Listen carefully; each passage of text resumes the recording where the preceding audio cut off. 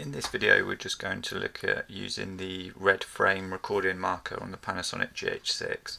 So as well as some kind of physical updates to the camera body like extra shutter buttons and tally lamps, we've also got quite a nice little extra feature which allows us, I'll put the cap on the camera so you can see the screen, allows us to have an actual frame to know if we're recording. So currently if we hit the record button, we essentially get the red button there, so we can see we've got a tally lamp, but you know that's not a particularly big indicator that we're recording, and the tally lamp quite often for me is covered up by my finger. So as just an additional thing, they've added a border which we can come in and find. So if we go to the cog menu, second one down, and then we jump into the the fifth menu down, it's the second camera icon.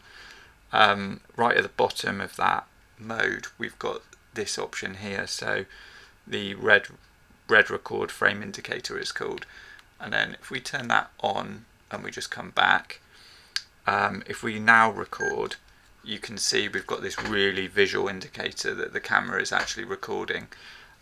So I mean personally I find that really useful because I'd usually have the camera set in silent mode, and like I say, you know, all I've got really is this tiny circle to sort of be knowing if I'm filming or not. So I find that a really useful option, and you know it's really quick and easy to turn on and off. So you know if we then decide we don't want it, it's just a really quick dive back into the menu and switch it off.